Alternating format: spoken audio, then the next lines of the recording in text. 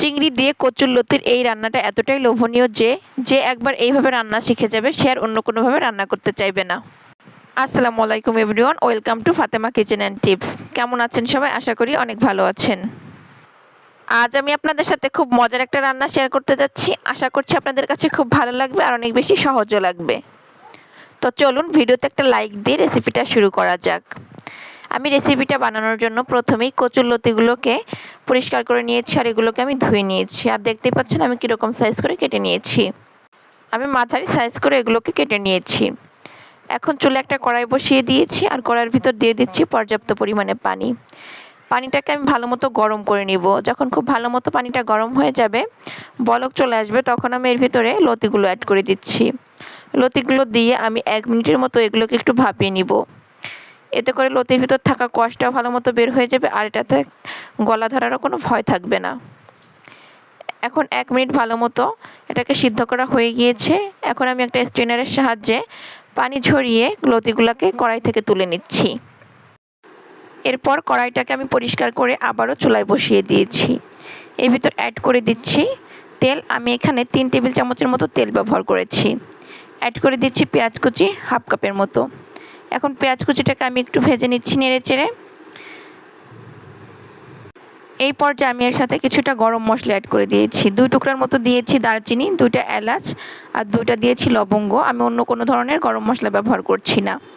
কিছু সময় ভেজে নিয়েছি, তারপর অ্যাড করে দিচ্ছি 2 চামচের মতো আদা রসুন বাটা। একটু ভালো মতো ভেজে নিচ্ছি যাতে করে কাঁচা গন্ধটা চলে যায়। যখন একটু ভালো মতো ভাজা হয়ে গিয়েছে, তখন আমি এর ভিতর অন্যান্য মশলা অ্যাড করে দিচ্ছি। প্রায় 1 চা চামচের মতো দিয়েছি লাল মরিচের গুঁড়া।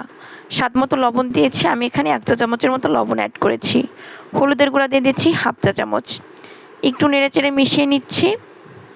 তারপর আমি এর ভিতর অ্যাড করে দিচ্ছি অল্প পরিমাণে পানি।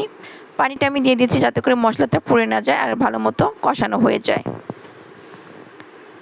কিছু সময় একটু জাল করে নিয়েছি। এখন আমি এর ভিতর অ্যাড করে দিচ্ছি জিরার গুঁড়া আর ধনিয়ার গুঁড়া।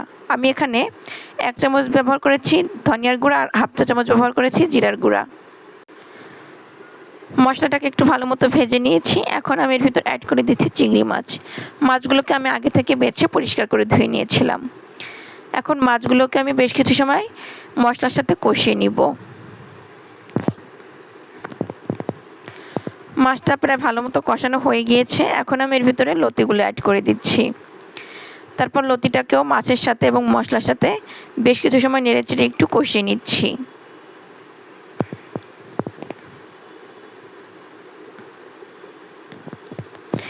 এই পর্যায়ে আমি কোনো রকম পানি বা ঢাকনা ছাড়াই বেশ কিছু সময় একটু ভেজে নিয়েছি। এখন আমি কয়েকটা কাঁচামরিচ অ্যাড করে দিয়েছি আর কাঁচামরিচগুলোকে আমি মাঝ বরাবর কেটে অ্যাড করেছি। এখানে আমি 5-6টার মতো কাঁচামরিচ ব্যবহার করেছি। এরপর কিছু সময় নেড়েচেড়ে নিয়েছি, তারপর অ্যাড করে দিচ্ছি পানি।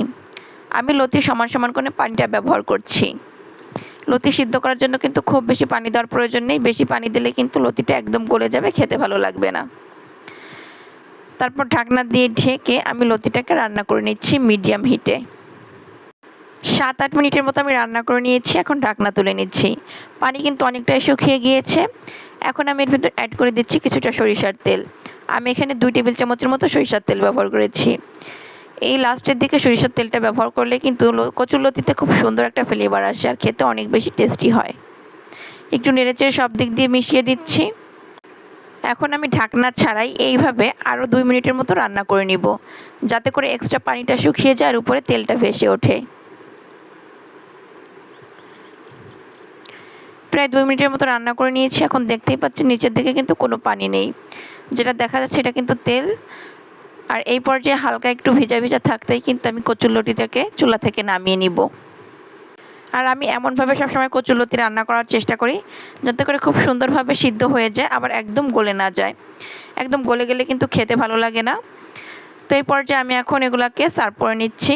আর মাশাআল্লাহ দেখতেই পাচ্ছেন কালারটাও কিন্তু অনেক সুন্দর হয়েছে আর খেতে কিন্তু অনেক বেশি টেস্টি ছিল।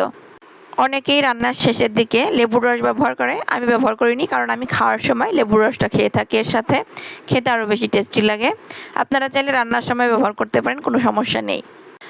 আশা করছি আজকের এই ভিডিওটা আপনাদের কাছে অনেক বেশি ভালো লেগেছে আর অনেক সহজও লেগেছে। ভালো লাগলে অবশ্যই লাইক, কমেন্ট, শেয়ার করবেন। সবসময় পাশে থাকবেন। আজ এই পর্যন্তই। আল্লাহ হাফেজ।